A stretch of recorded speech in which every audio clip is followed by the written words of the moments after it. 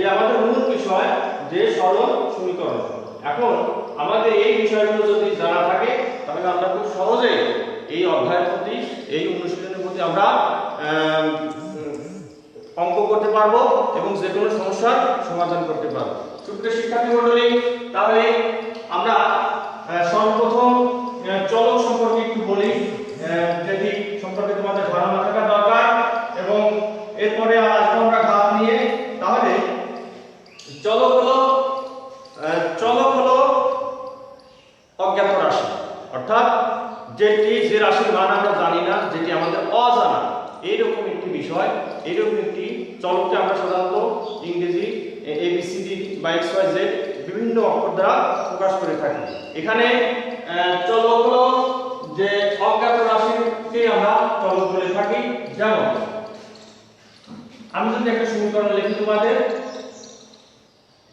এটা, তাহলে এইখানে যে আমাদের যে x আছে, যেমন 3 মান 3, 4 4 আর 6 6, এখানে x এর মান এটা আমাদের জানা নেই এবং এটি হলো আমাদের অজানা রাশি, অর্থাৎ এটি হলো আমাদের চলক। তাহলে তোমরা বুঝতে পারছো যে চলকটা আসলে বিষয়টা কি। যে রাশির মান আমাদের অজানা সেটি হলো আমাদের চলক। সুপ্রিয় শিক্ষার্থী বন্ধুরা, তাহলে আমাদের ঘাতটা একটু খেয়াল করো। ঘাতটা হলো যে চলকের উপরের অংশটিকে আমরা ঘাত বা পাওয়ার বা সূচক বলে থাকি। যেমন এখানে একটি চলক আছে, এই চলকের পাওয়ার আছে হলো 1, যেটি হাইড করা আছে, তাহলে এই চলকের ঘাত হলো 1।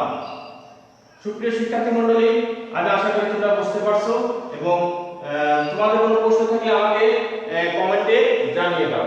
তাহলে আমরা ঘাত বুঝতে পারলাম, অর্থাৎ চলক হলো অজানা রাশিকে আমরা চলক বলি, আর ঘাত হলো যে চলকের উপরের অংশটিকে আমরা ঘাত বলি।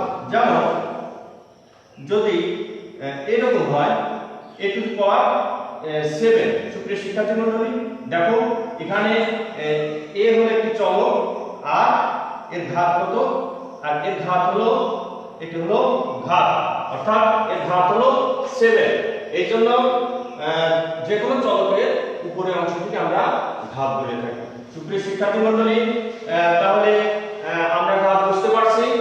আর সমীকরণ হলো যে চলক, প্রক্রিয়া চিহ্ন এবং সমান চিহ্ন সংবলিত বাক্যকে আমরা বলে থাকি হলো সমীকরণ। অর্থাৎ আমি আবারও বলছি যে চলক, প্রক্রিয়া চিহ্ন, সমান চিহ্ন সংবলিত বাক্যকে আমরা সমীকরণ বলে থাকি। অর্থাৎ তোমরা ছোট ক্লাস 5 এবং 4 তোমরা দেখে আসছো, সেটি হলো যে এখানে তোমাদের যোগ চিহ্ন, বিয়োগ চিহ্ন, প্রক্রিয়া চিহ্ন তোমরা যেটা করে আসছো, যে ভাগ চিহ্ন এবং গুণ চিহ্ন। তাহলে যে বলা যেতে পারে যে আমি আবারও আরেকটি উদাহরণ দিয়ে তোমাদেরকে একটু দেখিয়ে দিই, যে এখানে যদি তোমাদের এরকম হয় যে একটি সমীকরণ, তোমরা এখানে একটু খেয়াল করো যে সমীকরণটা কি, সমীকরণটাকে বলে যে চলক, এই দেখো এখানে চলক আছে, চলক আর প্রক্রিয়া চিহ্ন যেমন যোগ বিয়োগ গুণ ভাগ, প্রক্রিয়া চিহ্ন এখানে বিয়োগ আছে বা মাইনাস আছে, তাহলে চলক, প্রক্রিয়া চিহ্ন আর সমান চিহ্ন বিশিষ্ট বাক্যকে আমরা সমীকরণ বলে থাকি। আমি আশা করি তোমরা বুঝতে পারছো এবং তোমরা এগুলো খাতায় লিখে নাও যে আমরা তাহলে শিখলাম চলক, ঘাত, সমীকরণ। এখন আমরা যেটি আমাদের মূল বিষয়, আমাদের আজকের যে টপিকসটা নিয়ে মূল আলোচিত হবে সেটি হলো সরল সমীকরণ। তাহলে সরল সমীকরণটা কি, যে আমি আরেকটি বিষয় তোমাদেরকে ক্লিয়ার করি, যেমন x টু দি পাওয়ার 4, তার মানে কি এটা একটি চলকের পাওয়ার হলো 4। আবার যদি এখানে পাওয়ার তোমার 2 দিই তাহলে এটি পাওয়ার 2, এরকম যদি কিছু না থাকে বা 1 থাকে এটি পাওয়ার হলো 1। তাহলে এখন কথা হলো যে সরল সমীকরণ কাকে বলে। সরল সমীকরণ হলো এক ঘাত বিশিষ্ট সমীকরণকে আমরা সরল সমীকরণ বলে থাকি। অর্থাৎ একটি সমীকরণ যখন আমাদের সামনে আসবে, সেই সমীকরণের যখন আমাদের এক ঘাত হবে, সেই চলকের একটি ঘাত, একটি পর, একটি সূচক যদি আমাদের থাকে, তাহলে মনে করতে হবে যে এটি আমাদের সরল সমীকরণ। সুপ্রিয় শিক্ষার্থী বন্ধুরা, আমি আশা করি তোমরা বুঝতে পারছো এবং তোমাদের যে সমস্যা ছিল এই অধ্যায়ের, সেই সমস্যাগুলো তোমাদের দূর হবে। তাহলে সরল সমীকরণটা কি? যে এক ঘাত বিশিষ্ট সমীকরণকে আমরা চলকের এক ঘাত বিশিষ্ট সমীকরণকে আমরা সরল সমীকরণ বলে থাকি। এটি তাহলে কি? এটি একটি সরল সমীকরণ। তাহলে আমি যদি এরকম লিখি, যেমন 3x square minus 4 equal to এরকম লিখি, তাহলে তখন কিন্তু এটি একটি সরল সমীকরণ নয়। এই চলকের ঘাত হলো 2 বা 2 পাওয়ার 2, এটি কোনো সরল সমীকরণ নয়। এরকম তোমাদেরকে বুঝতে হবে। সুপ্রিয় শিক্ষার্থী মণ্ডলী, তাহলে তোমরা ইজিলি বা খুব সহজে বুঝতে পারলে যে আসলে সরল সমীকরণটা কি এবং সেটি কিভাবে গঠন করা হয়। আর তোমাদেরকে আবারও বলি, আমি আবারও স্মরণ করে দিতে চাই যে চলক হলো অজ্ঞাত রাশিকে আমরা, যেটি মান আমাদের জানা নেই, যেটি মান আমাদের বের করতে হবে, যেটি মান আমাদের অজ্ঞাত বা অজানা, সেটিকে আমরা বলে থাকি চলক। আর ঘাত হলো চলকের উপরের দিকের অংশটিকে আমরা ঘাত বলে থাকি বা পাওয়ার বা আমরা সূচক বলে থাকি। আরেকটি কথা, সেটি হলো সমীকরণ।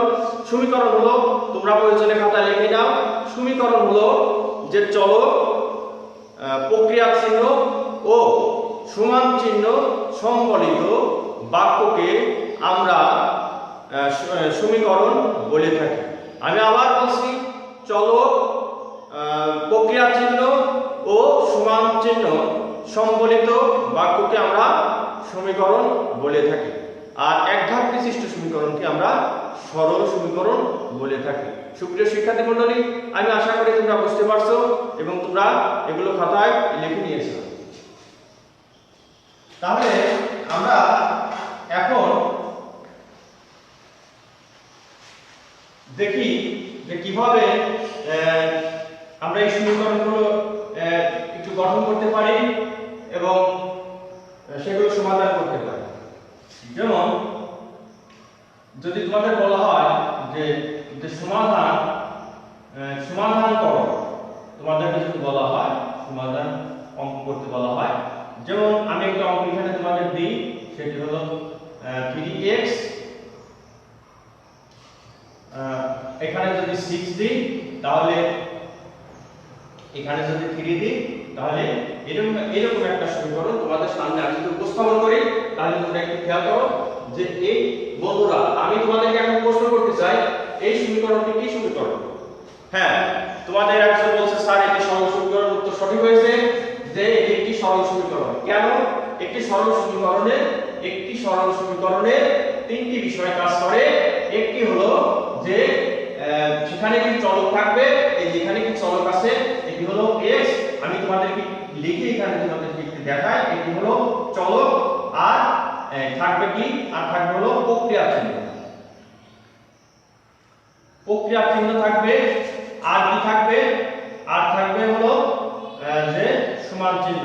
সুপ্রিয় শিক্ষার্থী মণ্ডলী, এই বিষয়গুলো, এই তিনটি বিষয় যদি তোমাদের থাকে, তাহলে তোমরা সেই সমীকরণকে সরল সমীকরণ বলতে পারো। তাহলে দেখো এখানে আমরা প্র্যাকটিক্যালি দেখি, সেটি হলো এটি একটি চলক, এখানে চলক আছে, আর আছে কি প্রক্রিয়া চিহ্ন, আর আছে কি সমান চিহ্ন। তাহলে আমি আবারও তোমাদেরকে রিপ্লাই করছি, সেটি হলো যে চলক, প্রক্রিয়া চিহ্ন ও সমান চিহ্ন সম্বলিত বাক্যকে আমরা কি বলি? আমরা বলি হলো সমীকরণ। আর এক ঘাত বিশিষ্ট সমীকরণকে আমরা সরল সমীকরণ বলে থাকি। সুপ্রিয় শিক্ষার্থী মণ্ডলী, তাহলে এখান থেকে তোমাদেরকে একটি কথা সবসময় মনে রাখতে হবে, আমাদের সবসময় আমাদের অজানা রাশি বা অজ্ঞাত রাশির মান বের করতে হয়, যেটিকে আমরা এখানে দেখিয়েছি x দিয়ে, যে সেটি হলো যেখান থেকে যদি আমরা এই সমীকরণ সমাধান করতে যাই তাহলে কি করব দেখো, যেটি আমরা মান বের করব সেটিকে আমরা বাম পাশে রেখে দেব। আর কি আরেকটি কথা বলে থাকি, যখন সমান চিহ্নের বামের এই অংশটিকে আমরা বাম পক্ষ বলি, আর সমান চিহ্ন ডান পাশের অংশটিকে আমরা ডান পক্ষ বলি। এইজন্য বাম পাশ থেকে যখন ডান পাশে কোনো সংখ্যা বা কোনো কিছু তোমার যাবে তখন চিহ্নের পরিবর্তন হবে, অর্থাৎ মাইনাস থেকে প্লাস হবে, প্লাস থেকে মাইনাস হবে। আবার ডান পাশ থেকে যখন ডান পক্ষ থেকে যখন বাম পক্ষে আমরা নিয়ে আসবো তখন একই নিয়ম হবে, সেটি হলো প্লাস থেকে মাইনাস, মাইনাস থেকে প্লাস। তাহলে সুপ্রিয় শিক্ষার্থী বন্ধুরা দেখো আমাদের উদ্দেশ্য কি, আমাদের উদ্দেশ্য এখানে x এর মান বের করা। এজন্য এটা আমরা বাম পক্ষে রেখে দেব। তো বাম পক্ষে রেখে দেব, বাম পক্ষে আমাদের এখানে প্লাস চিহ্ন নিয়ে আসে, আমাদের চিহ্নের কোনো পরিবর্তন হয়নি। এটি যেমন প্লাস 3 আমাদের দেখো খেয়াল করো, প্লাস 3 ডান পক্ষে আছে, এখানে একটা প্লাস আছে, চিহ্নের কোনো পরিবর্তন হলো না। আর কি এখানে হলো -6, সেটি বাম পক্ষ থেকে ডান দিকে গেলে আমাদের চিহ্নের পরিবর্তন হবে। তাহলে আমরা সর্বশেষ আমাদের উদ্দেশ্য হলো আমাদের x এর মান বের করা। এই দুটো যোগ করলাম, তাহলে কি এখানে খেয়াল করো যে x = 9/3, এই 3 নিচে চলে গেল। আমরা যদি কাটাকাটি করি অতএব x = আমরা এখানে কত 3, তাহলে আমরা লিখতে পারি সর্বশেষ অতএব নির্ণয় সমাধান, যেটি আমরা সমাধান করলাম, নির্ণয় সমাধান x = 3। সুপ্রিয় শিক্ষার্থী মণ্ডলী, তাহলে দেখো আমরা একটি সমীকরণ গঠন করলাম এবং একটি সরল সমীকরণ গঠন করলাম, সেখান থেকে আমরা একটি সমাধান বের করলাম। তাহলে আমরা এইভাবে এই অধ্যায়ের উপর আমরা অঙ্কগুলো করতে পারবো এবং আমরা আগামী পর্বে তোমাদেরকে বিস্তারিত আলোচনা করব। আর আজকের ক্লাস এখানে শেষ করব। সুপ্রিয় শিক্ষার্থী মণ্ডলী, আমি আশা করি তোমাদের যদি কোনো প্রশ্ন থেকে থাকে তাহলে আমাকে কমেন্টে জানিয়ে দিবা। আর আগামী দিনে তোমরা আজকে যারা লাইভ ক্লাসে অংশগ্রহণ করোনি, আমি আশা করি প্রত্যেকেই লাইভ ক্লাসে জয়েন হবা। আর আজকের এই ক্লাস তোমরা স্বতঃস্ফূর্তভাবে এবং পূর্ণ মনোযোগ সহকারে ক্লাসে অংশগ্রহণ করেছে বলে তোমাদেরকে ধন্যবাদ জানাই। আর তোমরা সদা সর্বদা স্বাস্থ্যবিধি মেনে চলবা, হোম কোয়ারেন্টাইন মেনে চলবা, মাদককে না বলবা, মাদককে কখনোই প্রশ্রয় দিবা না, মাদককারীকে কোনো প্রকার সাহায্য করবা না। সুপ্রিয় শিক্ষার্থী মণ্ডলী, পৃথিবীর এই ক্রান্তি লগ্নে আমরা যখন সবাই ঘরবন্দি, তখন তোমাদের আমার একটি নির্দেশনা তোমাদের প্রতি থাকবে, সেটি হলো তোমরা স্বশিক্ষণের প্রতি তোমরা সদা সর্বদা গুরুত্ব প্রদান করবে। আর তোমরা বাসায় এগুলো প্র্যাকটিস করবে। আর তোমরা স্বাস্থ্যবিধি ও রাষ্ট্রীয় আইন মেনে চলবে। এই বলে আজকের ক্লাস আমি এখানে শেষ করছি। আল্লাহ হাফেজ। আসসালামু আলাইকুম ওয়া রাহমাতুল্লাহ।